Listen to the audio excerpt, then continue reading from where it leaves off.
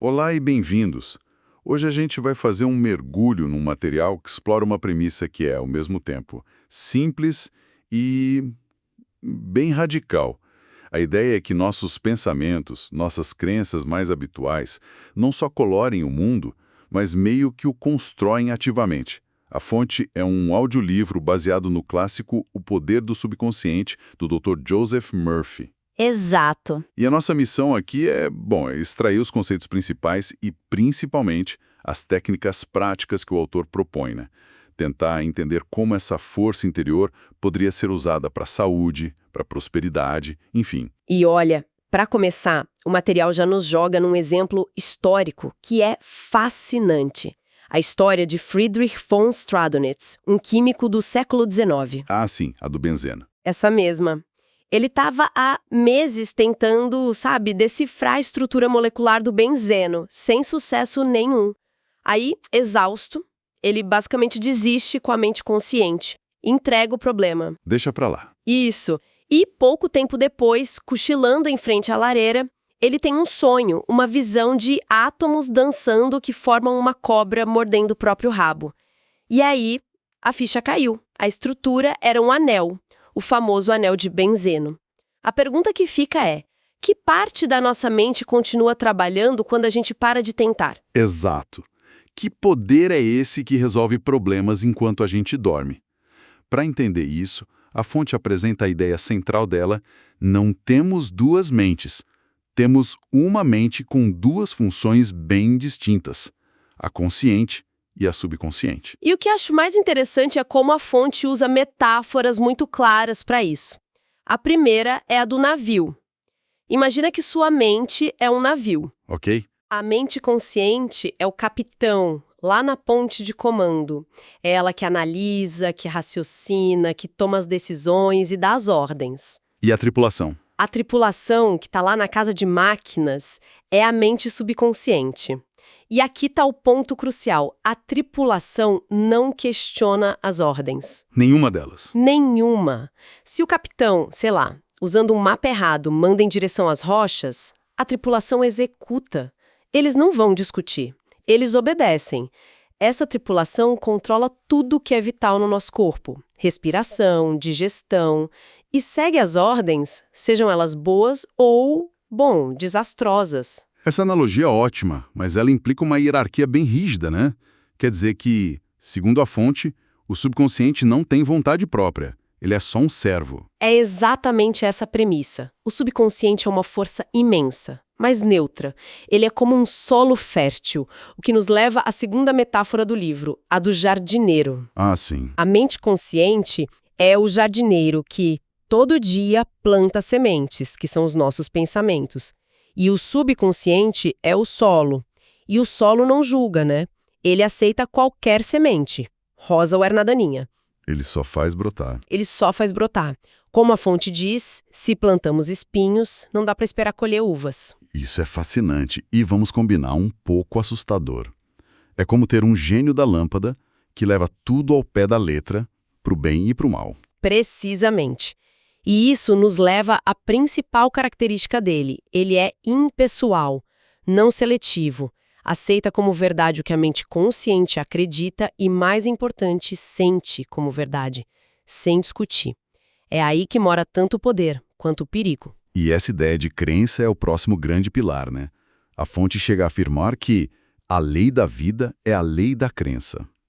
O que me pareceu mais radical é que não seria o objeto da crença que importa, um amuleto, um ritual, mas a crença em si, a aceitação da mente. Exato.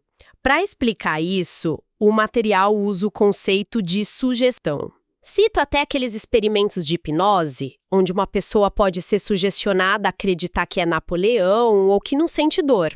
E a pessoa age de acordo. Age de acordo. Porque nesse estado, a mente crítica, a consciente, é contornada. A sugestão vai direto para o subconsciente, que aceita como um fato. Ele reage à natureza do pensamento, não à realidade objetiva.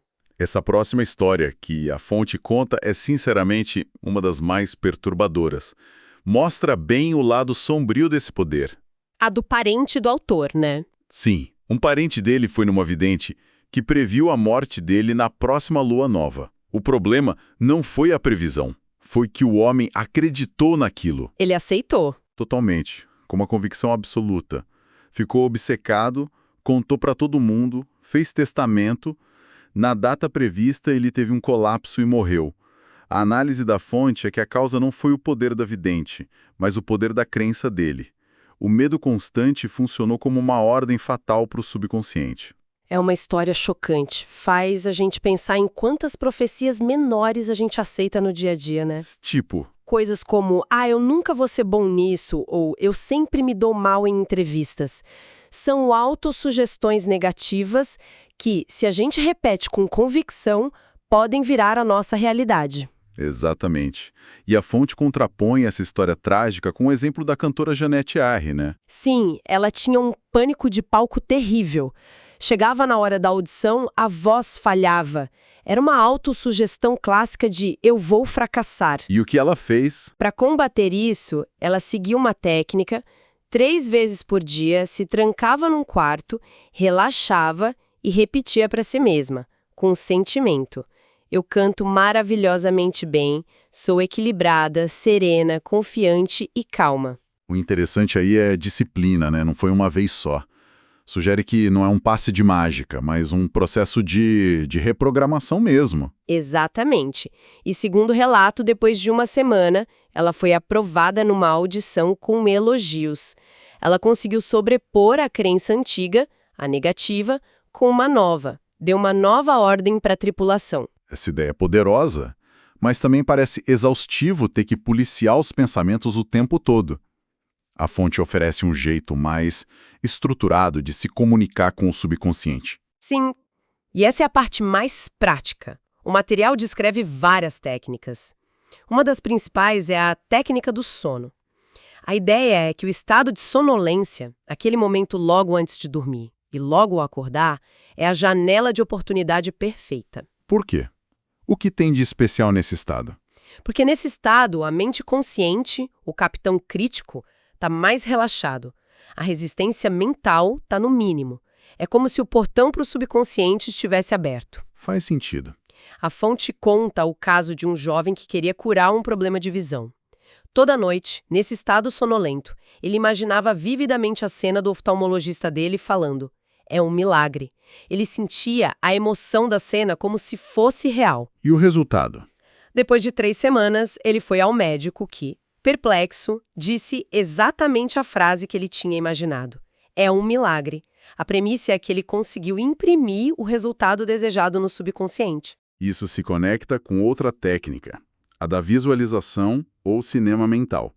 A ideia parece a mesma. Não é só pensar, é sentir a realidade do que se quer. Exatamente. É sobre criar um filme mental bem detalhado e, o ponto crucial, sentir as emoções daquilo. A história usada para ilustrar é de uma jovem corretora de imóveis. Ela adotou uma prática atribuída ao poeta Goethe. Que era? Toda noite, ela imaginava uma conversa com um investidor fictício, mas muito rico, que parabenizava ela pela visão de mercado, por ter achado um imóvel perfeito. Ela ensaiava essa cena, sentindo a satisfação, o orgulho. Ela estava, na prática, criando uma memória de algo que ainda não tinha acontecido. Perfeito. Ela estava internalizando o sentimento de sucesso antes do sucesso. E, segundo a fonte, essa convicção a levou a tomar decisões mais confiantes e acabou atraindo um investidor real que a levou ao sucesso. E tem uma terceira técnica que me chamou a atenção pela simplicidade. A do obrigado. Pois é, parece simples demais, mas é central na filosofia do livro. A ideia é que um coração grato já está sintonizado com as forças criativas. Sentir gratidão antes do seu desejo se realizar é uma forma de aceitação total. É como dizer, eu sei que já está a caminho, então já sou grato. Isso, elimina a dúvida, a ansiedade, que são grandes bloqueios. O exemplo que usam é o de uma mãe desempregada com 3 filhos. Em desespero, ela começou a repetir várias vezes ao dia: obrigada, pai, pela minha riqueza. Mesmo sem ter nada. Mesmo sem ter nada. No começo era mecânico, mas ela persistiu até sentir uma gratidão genuína. Pouco depois, encontrou um antigo chefe que ofereceu um emprego excelente para ela. Para o autor, o sentimento de gratidão alinhou a mente dela com a oportunidade. Certo? Então, temos as técnicas, mas como isso se traduz na prática para riqueza, sucesso e saúde? Em relação à riqueza, a visão da fonte é que ser rico não é ter dinheiro, é ter uma consciência de riqueza, uma convicção. Se a mente está cheia de pensamentos de escassez, vai criar essa realidade. Uma técnica simples que eles dão é repetir a palavra riqueza lentamente como um mantra antes de dormir. Mas eles também falam de um bloqueio mental muito comum, certo? Sim, e é um ponto muito importante, a inveja. O livro argumenta que quando você sente inveja da riqueza de alguém, você está enviando uma sugestão negativa para o seu próprio subconsciente. Você está dizendo, riqueza é algo ruim? Exato. E o subconsciente obediente vai manter a riqueza longe de você. A recomendação, por mais estranho que pareça, é desejar sinceramente que todos ao seu redor prosperem ainda mais. E sobre o sucesso profissional? A abordagem é parecida? Mas com uma estrutura de 3 passos. Primeiro, descobrir o que você ama fazer. Segundo, se especializar nisso. E o terceiro, que é o que eleva tudo, garantir que seu desejo não seja egoísta, mas que seu trabalho beneficie outras pessoas. Esse terceiro passo muda tudo, né? Transforma o sucesso de algo pessoal para algo com impacto coletivo. Com certeza. A história da farmacêutica Mary Sue ilustra isso. Ela trabalhava infeliz numa grande rede, sonhando em ter a própria farmácia de bairro. Depois de aprender esses princípios, ela começou a visualizar. O cinema mental. Isso. Ela imaginava o nome da loja, se via atrás do balcão. Anos depois, de forma inesperada, o dono da farmácia da esquina dela decidiu se aposentar e ofereceu um negócio para ela em condições muito favoráveis. A imagem mental se tornou realidade. E, finalmente, a cura. Essa talvez seja a afirmação mais audaciosa do material. O princípio é que o subconsciente não só controla, ele construiu o corpo. Ele tem o projeto original, o modelo de um corpo saudável. A doença seria uma distorção desse modelo. Causada por pensamentos negativos. Muitas vezes, sim. O próprio autor afirma ter se curado de um sarcoma, um tipo de câncer de pele, usando essa lógica. Ele criou uma prece curta, afirmando que a inteligência divina que criou seu corpo o estava refazendo segundo o padrão perfeito. Ele focou na ideia de saúde, não na doença. Então, se a gente pudesse resumir a grande ideia da fonte, seria algo como: nós somos os capitães do nosso navio e o mundo que a gente vive é um reflexo das ordens que damos à nossa tripulação interna. É uma ótima síntese. A mente consciente, o capitão, deve assumir a responsabilidade e começar a dar as ordens certas. Pensamentos de harmonia, saúde, paz. Se fizer isso de forma consistente, a tripulação subconsciente, que é fiel, vai manifestar isso na sua vida. Então, a perspectiva apresentada aqui é de que o poder de mudar as circunstâncias não está em forças externas, mas na nossa capacidade de escolher nossos pensamentos e direcionar esse poder que já existe dentro de nós. Exatamente. Isso nos deixa com um pensamento final para reflexão. O livro menciona brevemente a ideia de tratamento à distância, sugerindo que os pensamentos de uma pessoa poderiam influenciar a mente subconsciente de outra para a cura. Se a gente levar essa ideia a sério, que outras implicações essa conexão mental poderia ter nas nossas interações diárias? Com colegas, com a família, até com estranhos. Se nossos pensamentos têm poder, até onde esse poder realmente se estende?